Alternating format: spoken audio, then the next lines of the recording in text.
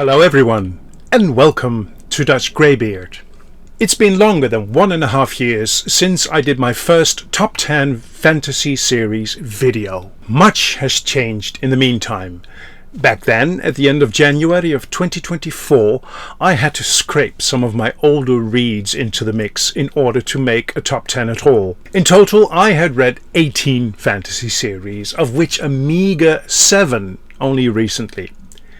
Now, 18 months and a little bit later, I can proudly say that I now have or am reading 40 series in this genre. Many of these I've read completely, but a couple of series are still unfinished by the author and some I am still reading. Despite, or perhaps more accurately because of me being fairly new to the genre of fantasy, I am rather quickly making ground. If I disregard all the fantasy I read before truly committing myself to the genre in January of 2023, I now have read some 125 fantasy books. At the time of my first top 10 fantasy series video, I had only read about 50. Altogether, including my older reads, I have read some 170 fantasy books up to this point. Anyway, enough with the numbers. Let's dive into my top 10. I didn't restrict myself in making this list. Series that I haven't yet finished reading are included, and an author may appear multiple times in this list if she or he deserves so. We will see if that's the case. I considered taking the mathematical approach and calculate the average rating of each series, but instead I decided to go with gut feeling. This resulted in a ranking where books with higher scores could end up in a lower position than a series that scored a little bit lower. I will spare you the details of how the actual compilation of this list took place. Let me just say this. Browsing through the 40 series, I easily and quickly eliminated my least favorite ones as well as those I had read too long ago. After this first clean elimination round, I was left with 25 series. With each new round, I felt the pain of removing series increase. Finally, with 12 series left, I hit a hard snag. None of these belong under discarded. So, before starting with my top 10, I will have 2 honorable mentions that I simply could not leave out here. The first honourable mention is The Lord of the Rings by J.R.R. Tolkien. In my last edition of this list, this series held 3rd place. This classic work of fantasy has dropped out of my top 10. Even for me, that is hard to believe, considering how long I've been reading this series. The Lord of the Rings was first published in 1954 and 55. I first read these books in a Dutch translation back in 1982 and was absolutely blown away by them. I must have read them at least twice before I began to read English. I then bought them in a 1-volume binding, which I must also have read 2 times at least. Recently I listened to the series on audio, narrated by Andy Serkis, which only confirmed my love for these books. This will always be the foundational fantasy series of all time. Nevertheless, it no longer belongs in my top 10 because it has been overtaken by modern fantasy. But it simply has to be mentioned in any ranking video about fantasy. My second honourable mention is the Lycaonius Trilogy by James Islington. I've read the first 2 books of this series, and I have a feeling that I can only judge it properly after I've read the final book as well. But so far I am absolutely loving these books. Islington is a very good storyteller, and although the complexity of this particular story can be overwhelming at times, it deserves praise. As soon as my personal life has reached some quieter waters again, as you can probably see and hear, I am in my makeshift studio for the first time in my motorhome, but after things have settled down, I will definitely read the 3rd book. Before diving into my actual top 10, I want to stress how difficult I find it to rank these series. It's like I'm doing the lower ranked series injustice by not putting them higher, because thinking back on any of the series on this list, I find that I do not do them justice by any means. But that apparently is one of the side effects of making such a list. So, to me, in a way, this ranking is arbitrary but also true, if that makes any sense. Now, no more running around in circles. This is my top 10. Number 10. The Arc of a Scythe by Neal Shusterman. This is a new entry to this top 10.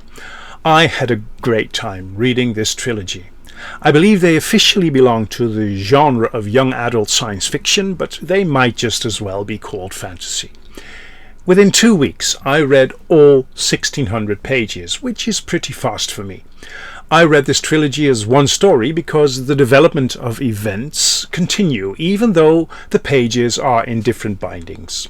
We enter a future society set on our own world where humanity has conquered death, disease and aging. Everything is overseen by a benevolent, all-knowing artificial intelligence known as the Thunderhead, or almost everything. The Thunderhead ensures peace, prosperity and, of course, the absence of death. The so-called Scythes have the task to ensure that overpopulation is kept somewhat in check. Completely detached from the Thunderhead, they operate autonomous. Each Scythe has her or his own method in selecting the people whose life they must end, which is called gleaning. This forms the growing ground for a great and mind-blowing story, as well as for much food for thought regarding life and death. One of the things that instantly pushes itself forward in the story is whether this conquering of death is such a good thing after all. It is obvious that people have lost the will to be passionate about anything anymore. Everyone has a basic income guarantee and practically all jobs are executed by the Thunderhead. As one of the Scythes in her Gleaning Journal mentions, immortality has turned us all into cartoons. Another issue is whether human nature, with its susceptibility to corruption, is capable of upholding the high ethics that are imposed upon the Scythes. This theme invites us to some profound stuff. Like in the beginning of the first book, Scythe Faraday meets with Citra Terranova. He is there to glean one of her neighbours. He says that she'd make a good Scythe. Citra recoiled. "I'd never want to be one." That, he said, is the first requirement. There is a new order of Scythes on the rise who take a questionable new approach to the ethics of their mission. The tensions between the old-school Scythes and the new ones makes for morally complex and often perilous adventures. Together with Rowan Damish, a young man who stood out, showing empathy close to a gleaning, Citra travels deep into Scythedom. Some epic developments take place, and the conclusion to the series is highly satisfying. At least, it was to me. The first 2 books allude to a problem with Earth's population as well as to the founding members of Scythedom, who long ago set the ethical rules, which comes to a beautiful resolution. The story is compelling, inventive, intelligent and fast-paced. Every book ends on a high, which urged me to go on to the next one immediately, with the last book as the best of the 3. Number 9. The Empire Trilogy by Raymond E. Feist and Janny Wurts. Also new to this list is this impressive story filled with political scheming and great plot twists. The characters are well balanced and their development is absolutely lifelike. The prose is alluring and poetic at times. Also, the world building is intricate and detailed, with out-of-this-world animals on 6 legs, a religious system with many gods and unique customs and habits. The male-dominated society of Tsuranwani, the empire on Kelawan, is strongly hierarchical. The Tsurani culture is rife with rigid codes of honor and elaborate rituals. Guided by ancient traditions, the many noble families engage in ruthless power struggles. One wrong move in the eye of tradition can force someone to commit ritual suicide, which has the Japanese seppuku written all over it, the old samurai code of honor. Also, the lives of slaves and other lowly castes are considered completely worthless. The idea is that they will come back to Earth after their spin on the wheel of life and have a chance for a better life that time around. In short, it is a harsh world where death and violence are rampant. The first book, Daughter of the Empire, is about how the young Mara of the Akoma all of a sudden becomes the sole heir of the Akoma estate. The way she has to navigate the perilous landscape of Tsurani politics with intrigue, deception and betrayal to secure her family's position and ensure its survival is fascinating to read. Mara turns out to be extremely resourceful and is able to think outside of tradition and customs. She quickly becomes an excellent player of the so-called Game of the Council, in which all important families in the Empire compete for power. The prose is beautiful, although the poetic side doesn't reach the surface very often. But when it does, it's astounding. During a conversation with her master spy, Arakazi, Mara realizes that she cannot let herself be paralyzed by fear. Fatigue could not be permitted to fan the embers of unfounded fears. When someone reads a letter which contains very, very bad news, it says, "The paper seemed too light to carry the news he read." With each book, the stakes are changing and develop from survival to lust for power into something of much greater significance. In the second book, Servant of the Empire, the barbarian Kevin, who comes from the world of the other side of the rift, gradually influences the way Mara regards her own power-driven culture. Their relationship develops in a thought-provoking way and is one of the most delightful parts of this book. The two keep debating their cultural differences. The middle of the book is somewhat of a slog, although it reads easily. The many family names that play a part in the Game of the Council can be overwhelming and disorienting at times. There are many gripping and exciting scenes with sharp and authentic dialogues that capture the nuances of political maneuvering and personal interactions. And the ending of this book is simply great.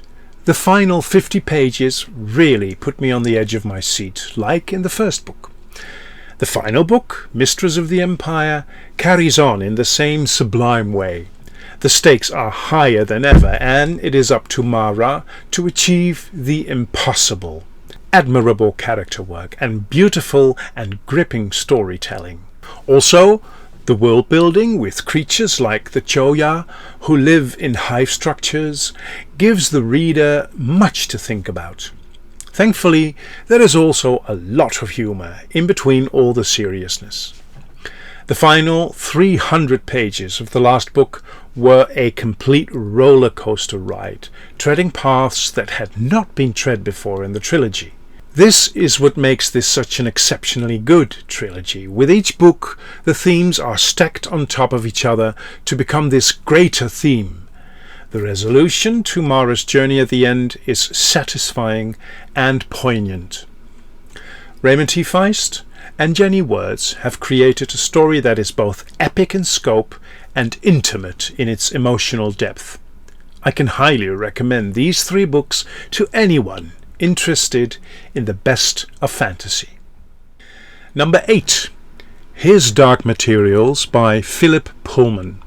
This series is down from 4th place to number 8.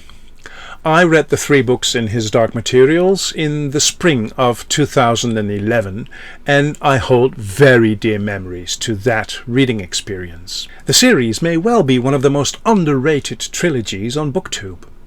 It tells an amazing story set in a universe where the barrier between adjacent worlds with completely other laws is literally razor thin. What instantly drew me into the story from the very first sentence was the existence of so-called demons. Every human in the world where our main character Lyra Belacqua lives has his or her counterpart in an animal form of the other sex. Lyra's demon is called Pan, short for Pantalaimon. Demons of children can change form. At a certain age, their demon settles into its permanent animal form. Just this alone is so intriguing and so filled with possibilities and meaning. In other worlds, like the one of Will Parry, the character whom Lyra meets in the second book, people have no demons. The two worlds meet, and we find that, in fact, the number of different worlds is infinite. It is impossible to do justice to the depth and sublimity of this trilogy. For everyone who is not afraid to immerse him or herself into a surrealistic world with some thought-provoking themes like religion and death, I can definitely recommend this series. I cannot imagine this series to drop out of my top 10 anytime soon. Number 7. The Broken Earth Trilogy by N.K. Jemisin. These books were published from 2015 till 2017. On my first top 10, this series held place number 6. Going into this series, I wasn't sure if I would belong to the haters or the lovers of this series. Apparently those are the two options for this trilogy. It didn't take more than a few chapters to realize that these books are absolutely written for me. It makes sense to me that all 3 books in this series are winner of Hugo Awards. For me, these books represent the literary form of fantasy. The writing style requires one's full attention, stamina and perseverance. The story is set in this world where natural cataclysms, so-called fifth seasons, occur every so many hundred years. The main character, Esun, mother of 2 children, sets out on a journey that will eventually turn out to be a quest not just for survival, but to rid her world of these fifth seasons once and forever. The prose throughout the 3 books is phenomenal. Miss Jemisin's writing is artful, well cared for, and it enchants me. The world is intricately built, as is its history. The characters are realistic, and the way they develop throughout the story is superbly done. The story itself is slow-paced, with the occasional exception where in one chapter things take place at a breakneck speed. Another thing that required perseverance to keep on reading is the fact that the writer doesn't necessarily make it easy for her readers to understand what's happening. Something that normally can break a book for me, but in this case it made me all the more eager to get to the bottom of what was going on. And then the story itself is very bleak and dark for the most part. When I sum up these elements of this series, I realize I'm not really advertising it very well. To be honest, I would not recommend these books to everyone. Even though I've read them 2 years ago, they still return in my thoughts regularly. To me, they stand out in the genre. I experience them as the crème de la crème of literary fantasy. Number 6. The Duncton Chronicles by William Horwood. My undisputed number 1 of the previous top 10 turns out to be not that undisputed after all. I believe that a large portion of its listing back then was due to nostalgia. In fact, nothing of my appreciation of these books has changed. It's simply that other fantasy has surpassed it. William Horwood is and will always remain one of my favourite writers of all time. The Duncton Chronicles and other books by this author were very important in my development as a reader and as a writer.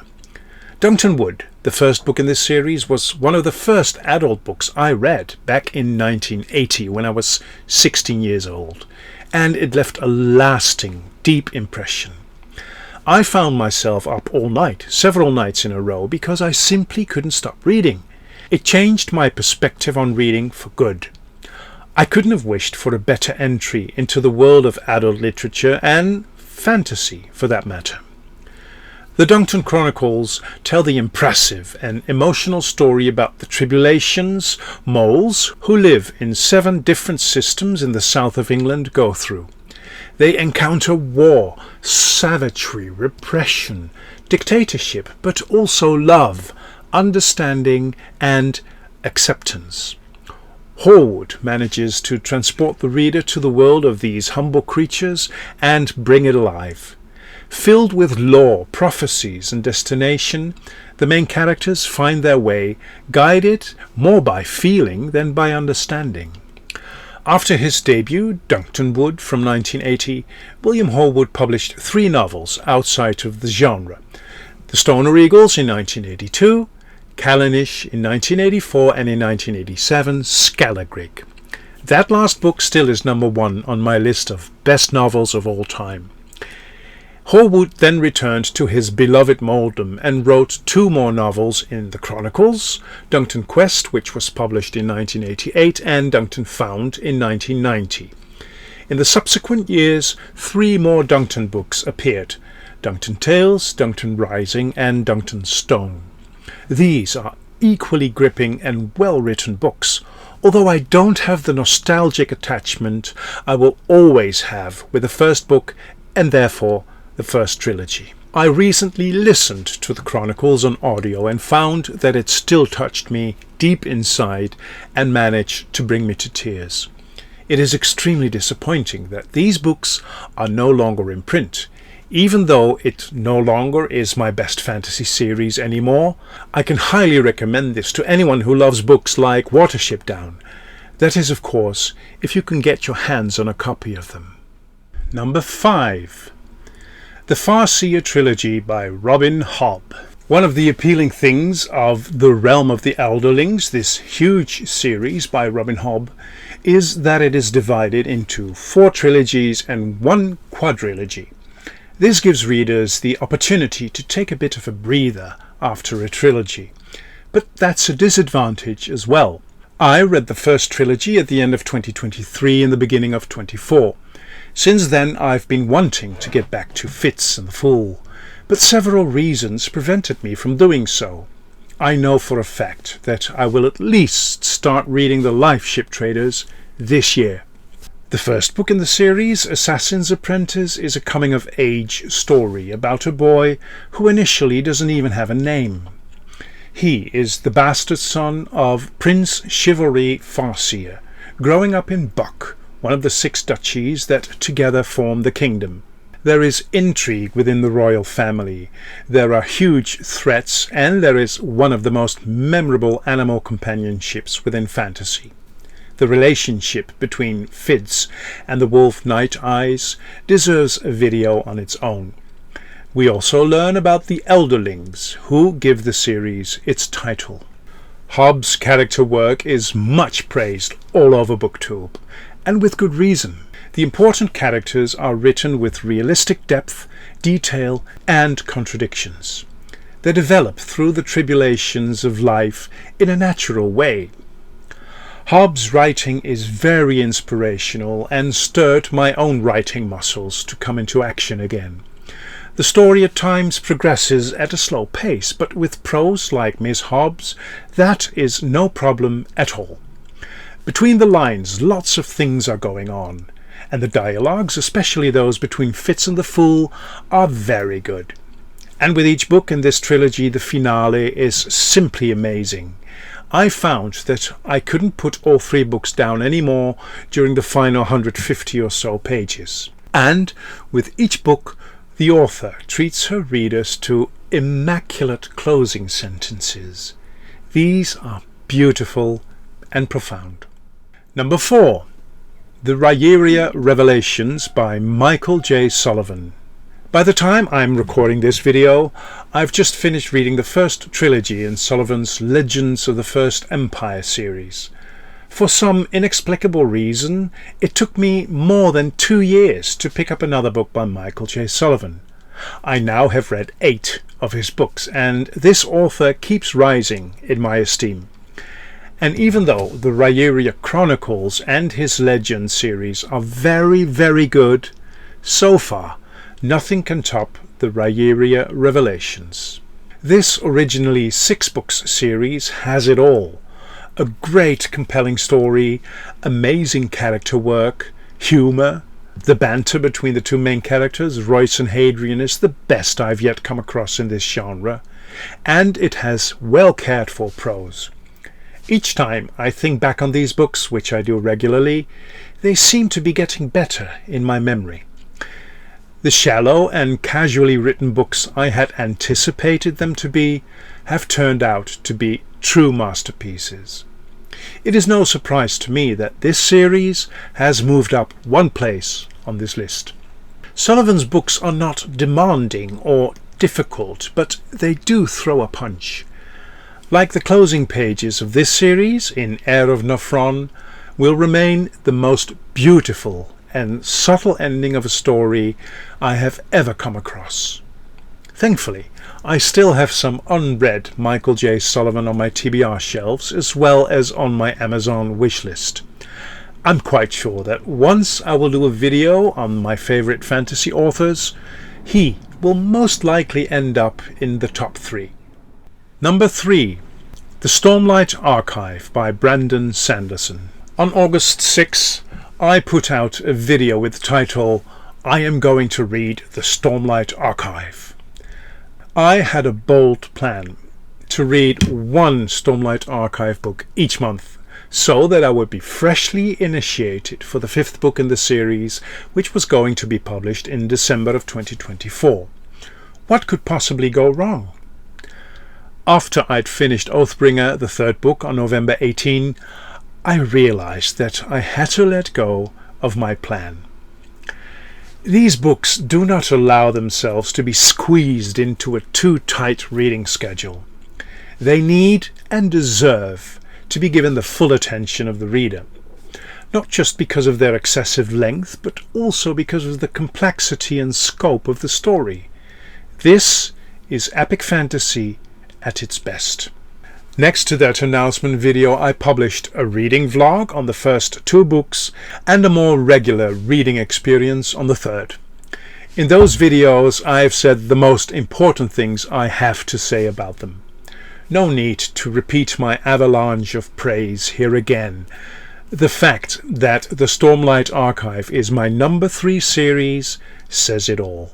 After Oathbringer, I took a break from the series, simply to create more Stormlight hunger. Other than most booktubers, I liked each book equally. All 3 of them have received a 97 points out of 100 rating. I love them. They are unbelievable feats in storytelling, world building and character development. Also, the persistent idea that Brandon Sanderson writes rather bland prose, I could now also definitely allocate to the land of fables. He can write the most emotional scenes with seemingly great ease, and he is no doubt one of the greatest storytellers out there. And to me, a fantasy book is first and foremost about the story. I've had about a 10-month break from Stormlight at this point, and I can say that I am very hungry for more. I'm very confident that Rhythm of War and Wind of Truth will live up to my high expectations. This series is a monumental achievement within fantasy, one that fully resonates with me. Number 2. The Wheel of Time by Robert Jordan. In a way, The Wheel of Time by Robert Jordan is to the seasoned reader I am by now, as what Duncton Wood by William Horwood was to me as a young reader. A life-changing experience. In December of 2022, I gullibly watched the first episode of the Amazon Prime TV show The Wheel of Time. The title had made me curious, and the sheer scope of the story laid out before me suddenly made me aware of what was missing in my life. Colour, excitement, imagination beyond borders, beauty, and limitless possibilities in storytelling. When I learned that the show was an adaptation of a huge book series, I instantly bought all 15 books and eagerly started reading them. That was the start of my renaissance as a fantasy reader. The first 4 books in the series and its prequel I read within 2 months. After that, I read 1 book each month until August of 2023. That's when the dreaded slog also hit me. The Path of Daggers and Crossroads at Twilight, books number 8 and 10 of the series, seemed a little bit redundant to me compared to the amazing 7 books that went before them. Thankfully, book 11, Knife of Dreams, picked up the brilliance again a bit, and the final 3 in the series, which were finished by Brandon Sanderson, returned to the level of where the series started. Stationary, our number 2 on this list, The Wheel of Time will always be and remain the series that drew me back into the genre of fantasy. This was such a turning point for me as a reader that it even prompted me to start this channel on April of 2023. So you can imagine that this series will always hold a special place in my heart, not just for this nostalgic reason, but mainly because it is such an amazing reading journey that I would want to wish everyone could have. I know how daunting it can be to read a series of 15 pretty chunky books. Even with a couple of lesser books in the mix, it still offers a unique experience with a multitude of amazing highs and rewards. Number 1. The Kingkiller Chronicles by Patrick Rothfuss. I have made 4 videos on these 2 books simply because 2 videos could not adequately express my love and admiration for them. Some series I've read so far did not live up to my expectations, like the First Law Trilogy by Joe Abercrombie or Red Rising by Pierce Brown. But these books by far exceeded my wildest dreams. The books consist of around 95% of the story the innkeeper, Coate, is telling to a scribe who calls himself chronicler about his life. For this he needs 3 days. The Name of the Wind is day 1, book 2, The Wise Men's Fear, is day 2, and the still-to-be-published Doors of Stones is supposed to be the final day. The real name of the storyteller is Quoth. This is exactly the kind of fantasy I love. An exciting and riveting story, great character work, but most of all, exquisite prose, not overly flowery while polished to the utmost detail. Rothfuss is a master in writing beautiful lines that give me that rewarding feeling that I am living life to the fullest. Also, the way Rothfuss writes about music is equally enchanting as Guy Gavriel Kay's prose on that subject. He also has mastered the ability to make the reader shift emotions from laughing out loud to shedding tears and being deeply touched by beauty in a matter of a few pages. Even though the author leaves the reader with many questions, I never felt lost in the stories and sub-stories. Not knowing all of the background is nowhere troubling or annoying. Like with other series on this list, it is not really necessary for me to go into the details of my praise, given the 4 videos I already made.